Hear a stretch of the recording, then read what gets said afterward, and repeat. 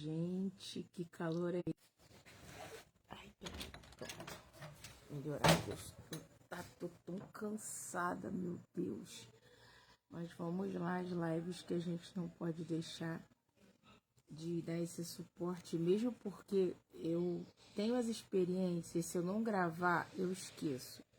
Então, assim, eu gravo, vejo, né? Às vezes tem concepções que eu lembro, depois eu esqueço, então é uma forma de ficar guardadinho aí na minha cabeça, no meu coração e no coração de vocês, a paz e aquilo que é importante para mim, talvez seja importante para você. Nesses dias eu estava, foram 15 dias, né, de provas de Cefet, Fitec. Quem tem filho adolescente aí sabe que foi uma loucura, loucura, loucura, loucura. E a minha filha, né, ela faz terapia e ela apresentou um esquema. E eu queria trazer esse esquema para vocês e falar de um outro esquema que está aliado a esse esquema, tá? A minha filha, ela foi fazer a prova e antes de fazer a prova, ela falou assim: mãe, eu não vou conseguir. E por mais que eu dissesse que ela ia conseguir, que ela era inteligente, todo mundo sabe que eu, nossa, sou uma mãe super coruja. E se você não conseguir dessa vez, você tenta de novo. Enfim, não adiantou. Ela dizia: mãe, eu não vou conseguir. E interessante que na primeira vez que ela fez a prova, e sempre foi assim, tá? Desde o ensino fundamental. Eu falava assim: como é que foi a prova na escola, filha? Aí ela dizia: foi uma porcaria. Aí chegava a nota 7, 8, 9. Aí ela fazia a prova: filha, como é que foi a prova, filha? Ai, foi uma catástrofe. Aí saía a nota 8, 9, 10. E não foi diferente na Cefet, tá?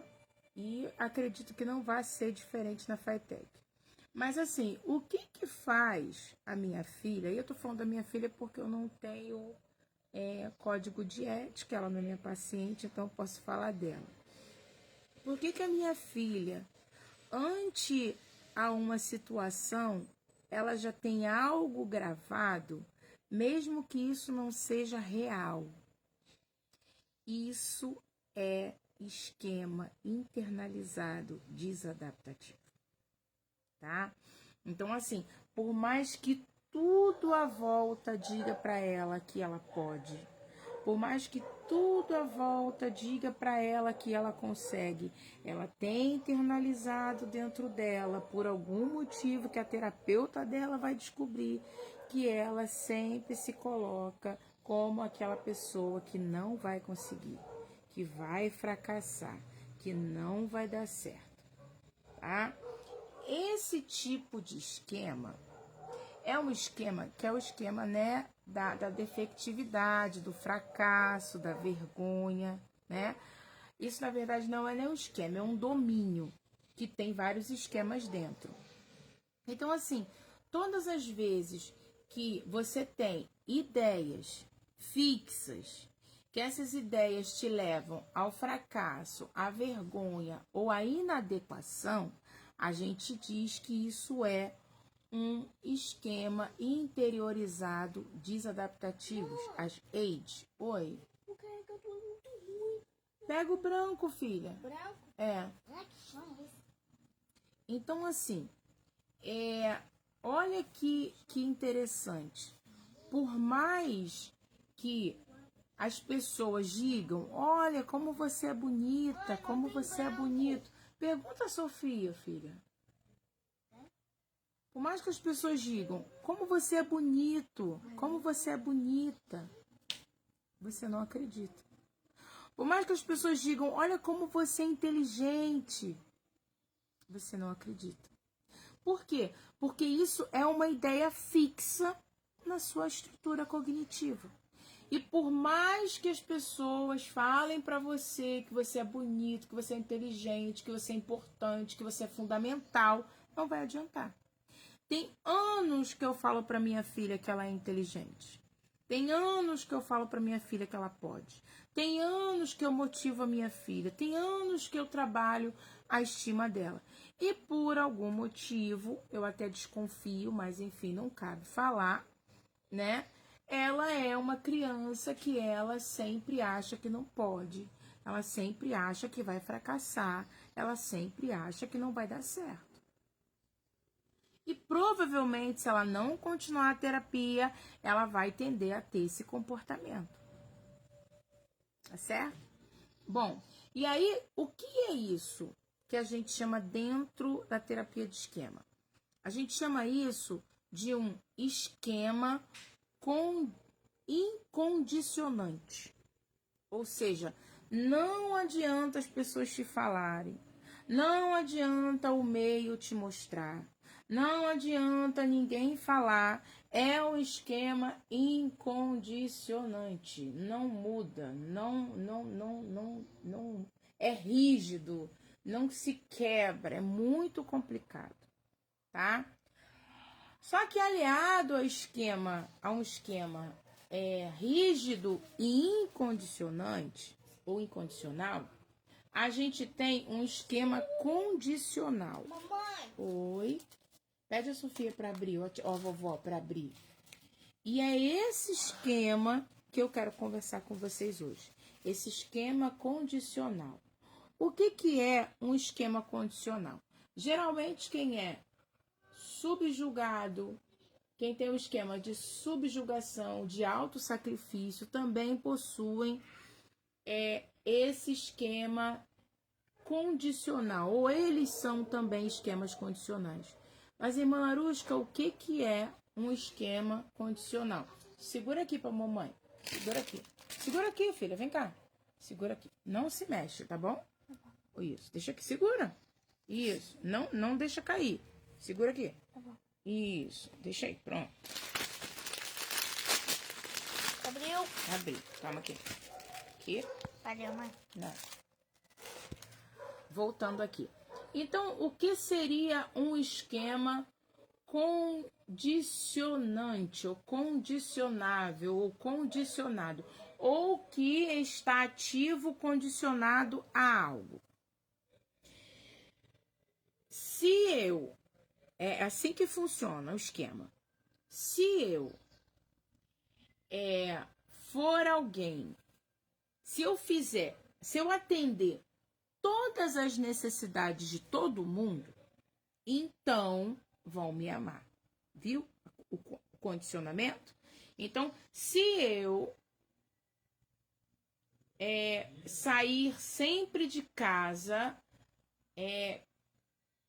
linda, com a maquiagem, com cabelo, com unha, com roupa, então me aceitarão. Se eu sair de casa faltando o cílio, não me aceitarão, me rejeitarão. Se eu sair de casa com a unha feita, me amarão. Se eu sair de casa com a unha descascada, me rejeitarão. Se eu me comportar e não falar o que penso, me aceitarão. Se eu falar o que eu penso, me rejeitarão. Se eu fizer o que todo mundo pensa, se eu fizer o que todo mundo quer, me aceitarão. Se eu não fizer, se eu impor ou se eu disser não, me rejeitarão. Se eu sair de casa com dinheiro, me amarão. Se eu sair de casa sem dinheiro, me rejeitarão. Entenderam? Então, só que esse condicionamento, ele tá só na sua cabeça. E por mais que as coisas à volta digam que não é assim, é um esquema internalizado, desadaptativo e não adianta. Tá certo?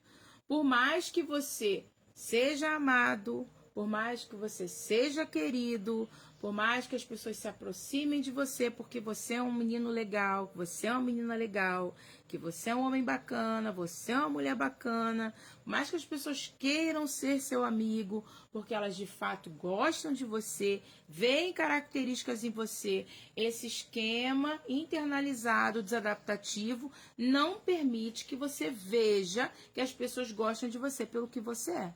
Você acha que tudo é uma condição. É um outro esquema, o esquema da desconfiança. Então, tem até uma escala dentro da terapia de esquema para você analisar a confiabilidade. Então, assim, por que essa pessoa gosta de mim? Ah, ela gosta de mim porque... E aí vem os condicionamentos. E que esses condicionamentos, eles só existem na sua cabeça. Tá certo?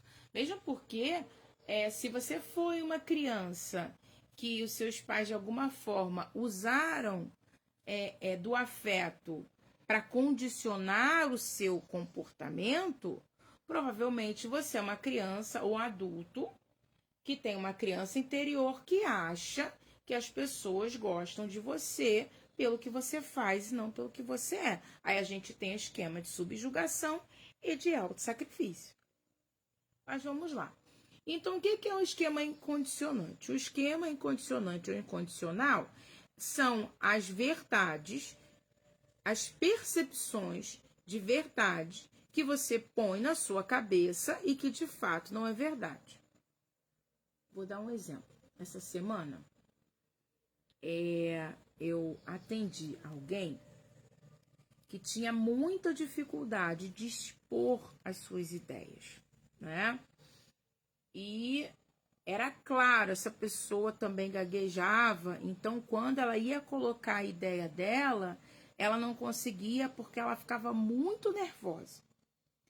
E aí eu perguntei para essa pessoa por que ela ficava muito nervosa. A gente fez um questionamento socrático e a gente chegou no resultado de que essa pessoa ficava muito preocupada com o que as pessoas iam pensar do posicionamento dela e logo as pessoas a criticariam e a rejeitariam. E aí eu pensei, bom, provavelmente na infância você não teve um ambiente favorável que te proporcionasse expressar as suas emoções. Com certeza, você foi aquele jovem ou aquela jovem que seus pais diziam assim, engole o choro. Ou dizia assim, para de gracinha, você está chorando à toa. Ou quando você expunha alguma coisa que era importante para você, dizia assim, é só uma boneca, é só um brinquedo. Não tem por que você ficar com raiva. Esse ambiente familiar do desmerecimento das emoções faz com que você acredite que todas as vezes que você expressa uma emoção, essa emoção não é importante, não deve ser levada em consideração. Então você não desenvolve a habilidade de expressar as suas emoções, tá? Ah, mas irmã Larusca, o que isso tem a ver com expressar as minhas ideias? Tudo a ver. Porque se você não aprendeu se você não aprendeu na infância a expressar as suas emoções, a linguagem, ela antes de ser semântica, antes de ser sintática, ela é semântica. Então, a palavra, a linguística, ela começa nas emoções. E a partir das emoções, você consulta o vocábulo para dar sentido àquilo que primeiro foi motivado pela emoção. Então, primeiro você sente o amor para depois dizer eu te amo. Então, se você foi bloqueado lá na configuração da manifestação, na motivação da emoção, você também não consegue agora, assim como você não expressava as emoções, você também agora não expressa as suas opiniões. Tá certo? E isso a gente chama essa dificuldade de expressar as emoções, a gente chama isso dentro da terapia de esquema de inibição emocional. Gente, é uma droga. Eu tenho esse esquema. horrível, é péssimo. Por quê? Porque dentro da inibição emocional, como você tem medo do que os outros vão pensar, medo do que os outros vão achar sobre a sua opinião, você condiciona. Você fala, bom, eu tenho medo do que os outros vão pensar. Se eu concordar com tudo que a pessoa fala, essa pessoa não vai me rejeitar. Se eu concordar com tudo que ela fala, essa pessoa não vai me rejeitar. Se eu concordo com tudo que ela fala, logo ela será minha amiga e não vai me criticar. Se eu concordar com tudo que ela pensa, logo eu não vou criticá-la, logo não vou precisar me expor, logo essa pessoa não vai me criticar, logo ela não me fará passar vergonha e tá tudo bem. Só que tem muita sabedoria. Tem gente que fala, ai, irmã Larusca, você é tão sábia. Não, irmãos, não sou sábia, não. Eu tenho dificuldade de expor as minhas emoções. Ai, irmã Larusca, você é tão racional. Não, irmãos, não sou racional, não. Eu tenho dificuldade de expor as minhas emoções. E é por isso que antes de eu falar, eu penso. Por quê? Porque eu sou extremamente racional e sábia? Não. É porque eu tenho dificuldades de expor as minhas emoções, logo de expor os meus posicionamentos. Por quê? Porque lá na infância eu não fui incentivada a expressar as minhas emoções. Tá certo? As minhas emoções foram desmerecidas. Então agora, claro que depois de adulta, depois de consciente desse esquema desadaptativo, a gente tenta ali, paulatinamente, não ceder, né, a essa omissão, não ceder a esse esquema de inibição emocional. Mas isso são anos de terapia e tratamento, tá certo? Em relação à inibição emocional, eu queria falar sobre Paulo, uma discussão épica que tem na Bíblia que eu adoro. Gálatas, no capítulo 2, fala sobre um homem sanguíneo, Pedro.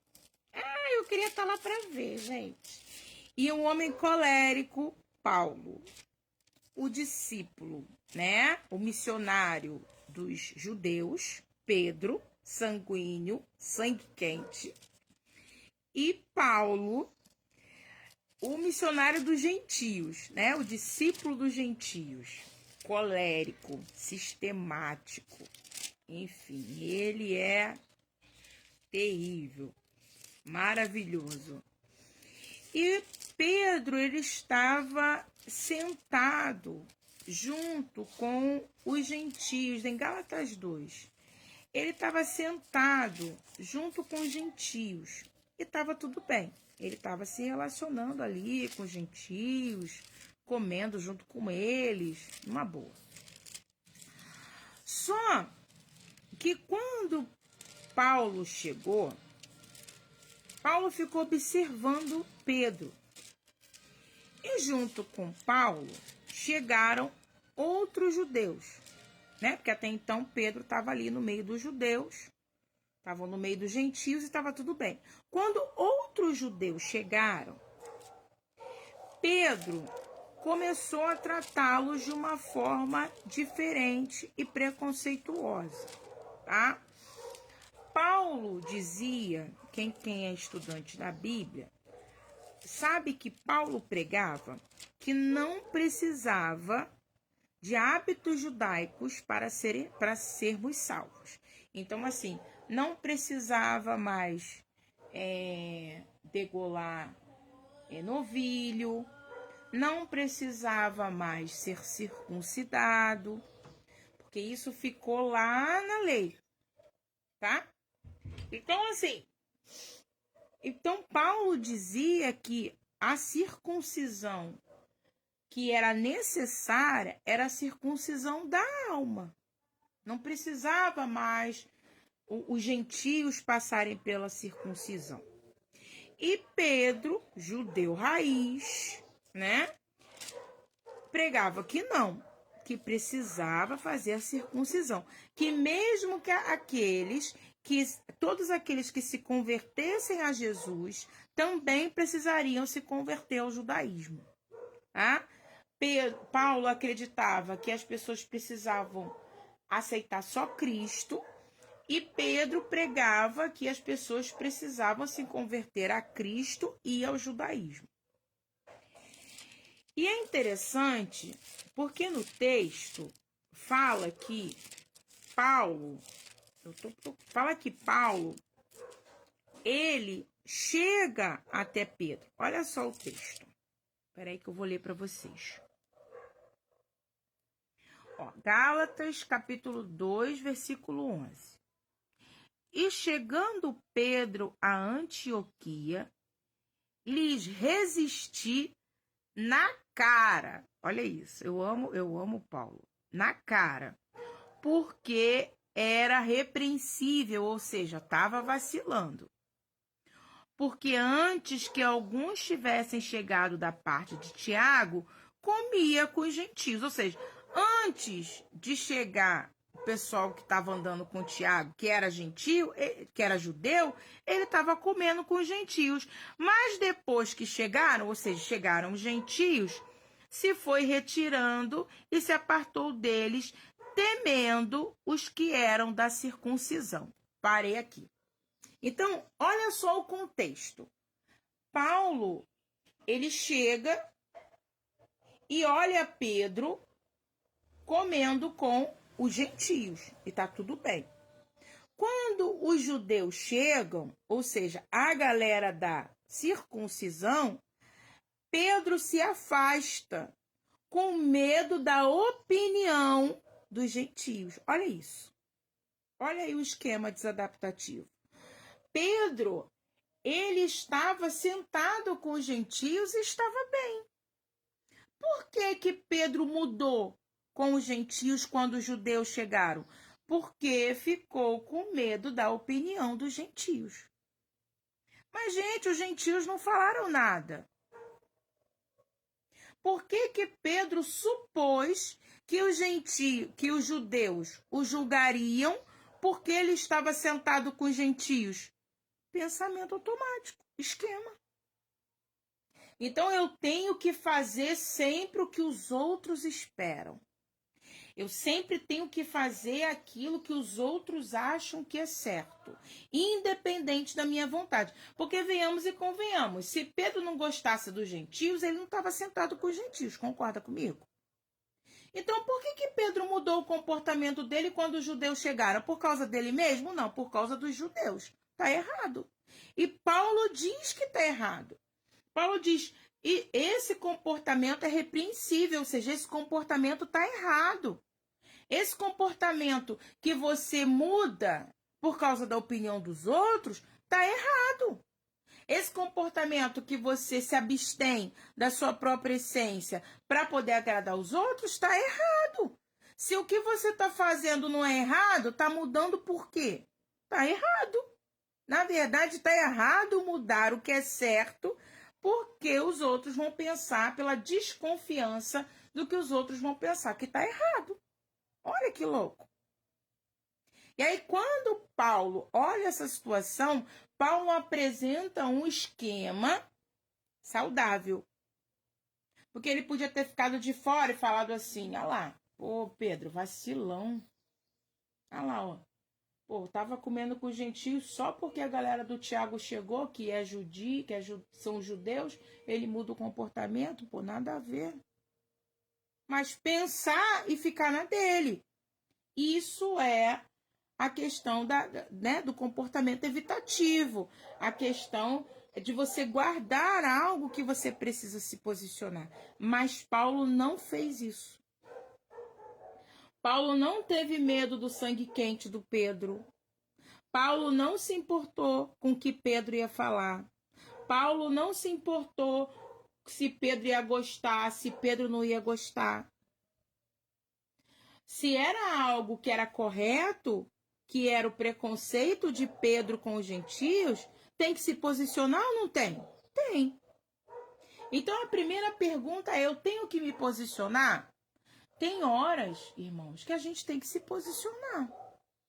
Tem coisa, tipo assim, eu tô vendo alguém fazendo algo de errado, mas ele tá prejudicando só a vida dele. Eu quero me posicionar, eu não. Eu vi que o irmão interpretou a Bíblia de uma forma equivocada, mas foi uma interpretação tão equivocada assim, a ponto de ser uma heresia? Não, vou falar, deixa pra lá. Uma irmã cantou muito desafinado no meu ouvido, mas chegou no céu, chegou, eu vou falar, eu não. Então, assim, o que eu tenho que falar? Aquilo que prejudica a mim e aquilo que pode prejudicar quem eu amo. Aí eu tenho que me posicionar. Naquele momento, Pedro estava tratando com preconceito e magoando os irmãos. Então eu tenho que me posicionar. Se eu sou um discípulo, eu tenho que me posicionar. Fala, Evelyn, a paz, Ademir, a paz. Então eu tenho que me manifestar. Então, se alguém está fazendo algo que está me magoando, eu tenho que confrontar. Se alguém está fazendo algo que está magoando a quem eu gosto, quem eu amo, eu tenho que confrontar. É claro que quem tem esse esquema desadaptativo, que é o não vou me posicionar, não vou falar o que eu penso, se eu falar o que eu penso, a pessoa não vai gostar. E, gente, esse esquema ele é tão grave, que esse paciente, ele gaguejava tanto, que ele não conseguia se posicionar, tamanho bloqueio.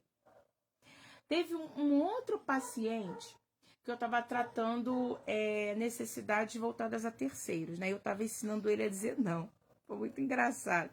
E eu falei, vamos lá. Era um pastor. O irmão chegou para você hoje, separou o seu dia para passar com a sua família. Você não vai atender as demandas da igreja, tá certo? A gente não acordou que você ia separar um dia da semana para viver com a sua família? Ele tá certo. Aí eu falei, então vamos imaginar aí. Um irmão ligou para você e falou assim, olha, eu tô precisando muito, pastor, do senhor aqui para fazer uma oração. O que o senhor vai dizer? Aí ele começou a rir e falou, eu não consigo. Falei, o senhor vai dizer que hoje não é possível porque o senhor está ocupado. Vamos lá comigo, repete comigo. Hoje não será possível porque hoje eu estou ocupado. Aí ele repetiu. Eu falei, então vamos lá. O irmão ligou para você, falou, a paz, pastor Pedro. Ele, a paz. Aí eu, então, pastor Pedro, eu precisava muito que o senhor viesse aqui fazer uma oração. Ele começava a rir e falava, irmã, eu não consigo. Gente, é impressionante como os esquemas evitativos, eles nos bloqueiam. É impressionante. Tem gente que começa a tossir, não consegue falar. Tem gente que começa a se tremer e não consegue falar. Tem gente que começa a rir, é o meu caso, e não consegue falar. Eu começo a rir, mas eu falo, hein? Eu já passei dessa fase. Mas tem gente que começa a rir e não fala. Tem gente que faz um monte de deboche. Deboche é esquema desadaptativo, tá? É esquema evitativo. Começa a debochar e não se posiciona. Então, assim, olha o que Paulo me ensina lá em Gálatas. Eu tenho que me posicionar. Pedro está fazendo algo que não que é repreensível, é susceptível à repreensão. Então eu tenho que me posicionar. E olha o que o capítulo, o que o versículo 11 diz. Ele fala assim, ó: e chegando Pedro a Antioquia, eu lhe resisti na cara. Ou seja, eu fui falar para ele. Eu fui falar com ele, tá? Existem muitos líderes que têm por ter autossacrifício, subjugação, esquema de autossacrifício e subjugação, eles também têm o esquema de inibição emocional, tá? E aí, olha o que fazem. Eles não falam na cara. Às vezes o membro cometeu algo que ele acha que é errado, que é repreensível, como disse Paulo aos Gálatas. Ao invés dele falar na cara, chamar o irmão e falar assim: irmão, olha só, tá errado. Por causa disso. Mas aí, por ele ter uma inibição emocional e uma inibição linguística, uma inibição no sentido de expor as suas ideias, ele não vai fazer isso na cara. Ele vai marcar uma reunião. Aí ele fala na reunião. Por quê? Porque falar na cara, como Paulo fez, requer um trabalho nessa inibição emocional. Então, assim, essa pessoa, porque quando eu falo na cara, como Paulo fala aos Gálatas, eu estou susceptível a pessoa não gostar. Ah, seja bem-vindo. Eu estou susceptível a pessoa não gostar. Eu estou susceptível a pessoa retrucar. Eu estou susceptível a pessoa reagir de uma forma não muito bacana, mas também estou susceptível a pessoa falar: poxa, realmente, muito obrigado você ter me dado essa dica, realmente eu precisava ouvir isso. E na maioria das vezes é isso que acontece. Pedro era maduro, Paulo era maduro. Apesar de Paulo ter o esquema ali, né, evitativo, de mudar o comportamento em detrimento da opinião dos outros, eu acredito que quando Paulo foi falar com ele, acredito não, porque o texto fala sobre isso, eles tiveram uma discussãozinha ali, mas depois tudo se resolveu. Então, isso é sadio, é a gente expor a nossa opinião, o outro expor a opinião do outro e ficar tudo bem e a gente chegar num senso comum. Tem muitos pais e mães idosos, né, que por causa do medo e da evitação não se posicionam. Você conhece alguém assim? Pais e mães que têm medo, têm inibição emocional e acabam deixando os filhos adultos falarem o que querem e fazerem o que querem. Isso é inibição emocional. Você precisa se expor, pai, mãe. Você precisa ser assertivo e falar o que você pensa, né? Falar quais são os seus limites dentro da sua casa, no convívio com você. Isso é importante, né? Claro que existem, não é todas as situações. Lembra que eu falei? Bom, se é algo que me machuca, eu não vou ficar chateada porque alguém quebrou um prato, quebrou um copo. Eu não vou ficar chateada. Existem situações que realmente não valem a pena a gente se expor. Mas se machuca a mim ou machuca quem eu amo, não é para eu brigar, é para eu expor a opinião. Expor a minha opinião e não ter essa inibição emocional e de comunicação. Tá certo? Bom, então, voltando aqui. Então, o que os líderes fazem que tem inibição social? Eles marcam uma reunião ou eles falam de púlpito, tá? Por quê? Porque quando eu falo pelo telefone, mando uma mensagem, ou quando eu falo do púlpito, quando eu falo do estudo, numa reunião, ou quando eu falo para alguém e não falo para a pessoa, que na cara que é aquela pessoa que fez aquilo que eu não gostei, é como se eu tivesse nutrindo o meu mecanismo de esquema. O meu mecanismo de esquema evitativo. Eu estou evitando. Só que olha que interessante. Existem 3 níveis de evitação. 3 níveis de inibição emocional. A primeira é justamente essa. Eu não falo na cara, mas falo em outras circunstâncias. Falo na reunião, falo pelo telefone, mando mensagem, mando indireta no status, mando indireta no Facebook. Isso tudo é inibição emocional. Tudo aquilo que você é descontente e que você não fala na cara, tem uma inibição emocional aí. Ponto. Mas a inibição emocional, ela tem escalas, ela é um espectro. Tem gente que consegue manifestar a inibição, o seu descontentamento com certa inibição emocional. Então, ela não fala na cara da pessoa. Ela fala para a mãe, ela fala para a tia, ela fala para o amigo, ela fala para o pastor, ela fala para o irmão, ela fala para o gato, para o papagaio, para o cachorro, para o periquito, mas ela, pelo menos, ela fala para alguém. Pior é a pessoa que tem uma inibição social, uma inibição emocional, uma inibição linguística tão gigantesca que ela não consegue falar para ninguém e nem para ela mesma. Aí, nossa. Vou dar um exemplo.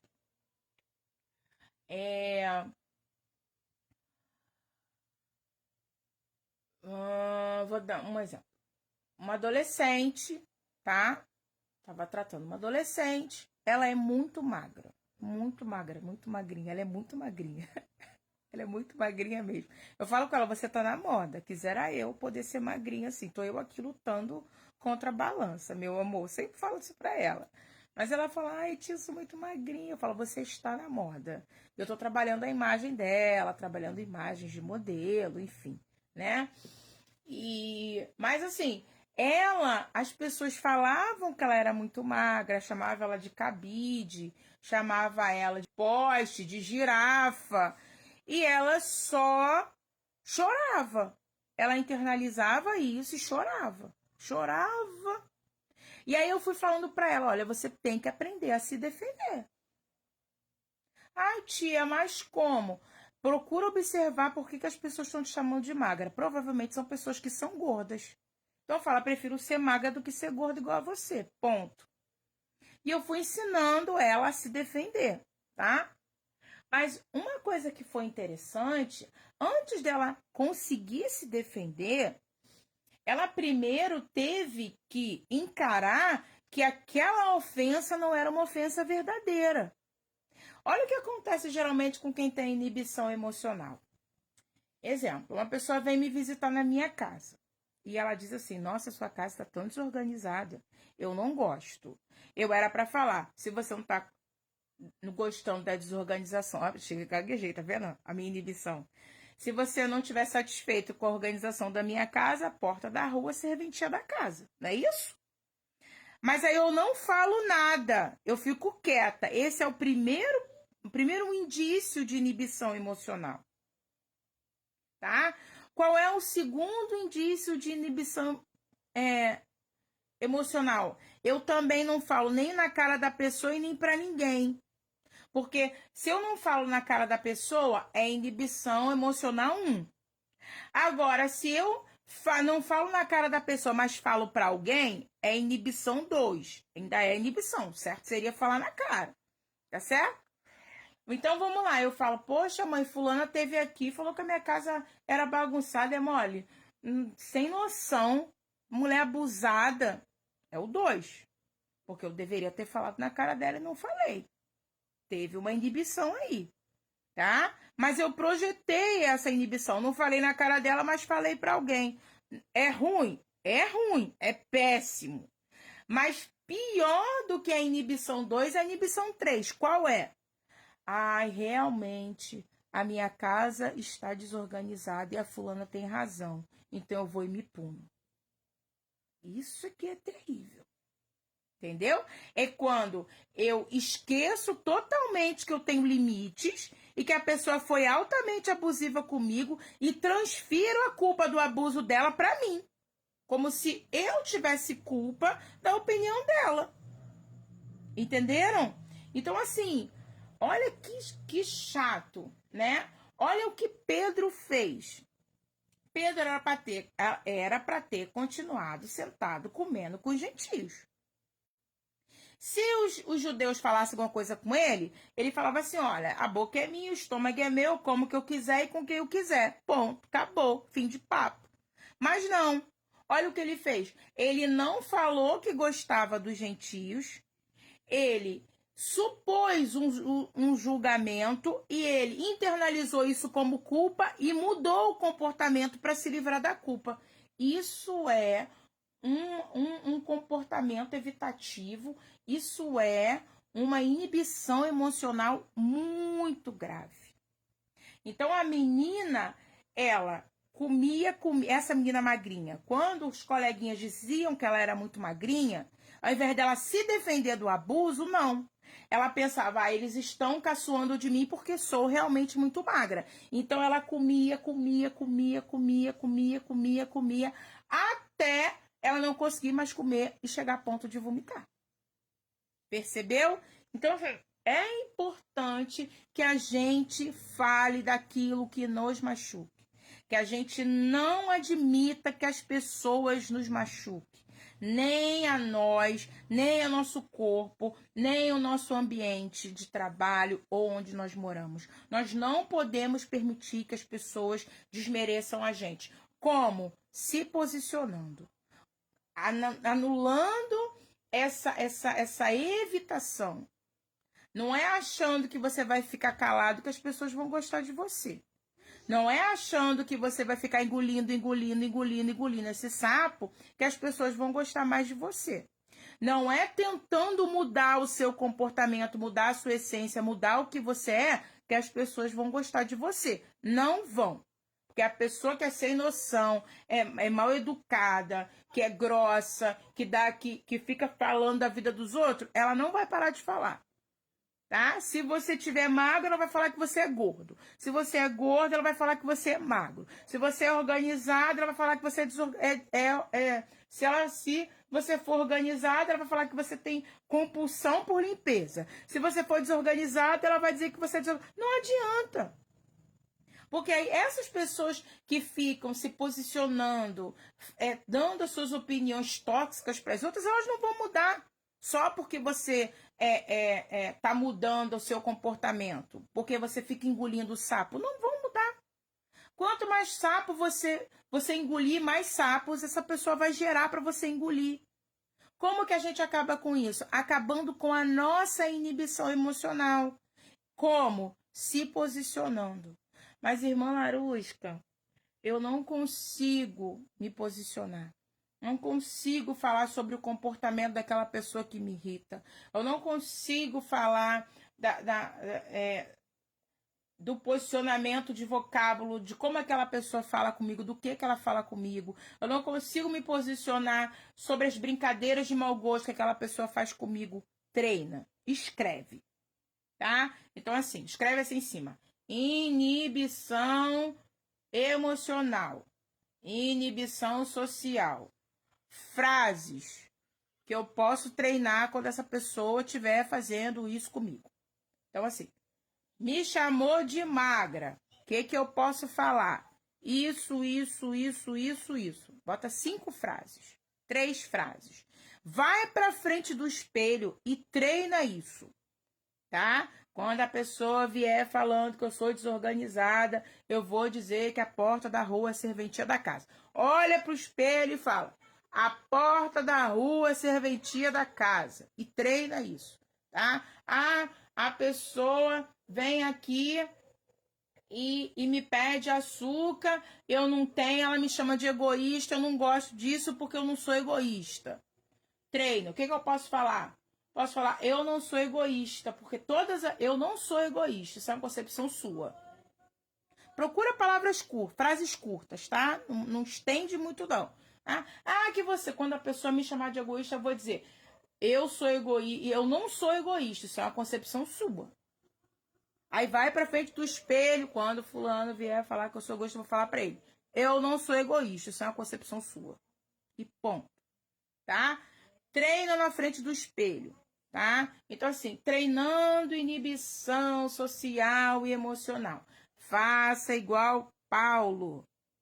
Fale na cara os comportamentos que você acha que não são bacanas nem para você e nem para quem você ama. Não permita que essa inibição emocional e social te coloque em uma redoma de sofrimento e de angústia desnecessários. Grande parte das suas crises de ansiedade estão em detrimento de você não conseguir se posicionar no ambiente que você está. Tá certo? Então, faça igual Paulo. Vou ler para você aqui de novo, ó, Gálatas, capítulo 2, versículo 11. E chegando Pedro a Antioquia, lhe insisti, ou seja, falei com ele com firmeza e na cara, porque ele estava sendo repreensível, ou seja, ele estava vacilando. É bíblico se posicionar, tá certo? É bíblico você se posicionar em situações de pessoas que estão fazendo mal a você ou às pessoas que você ama. Se posicione, faça igual o Paulo, fale na cara. A paz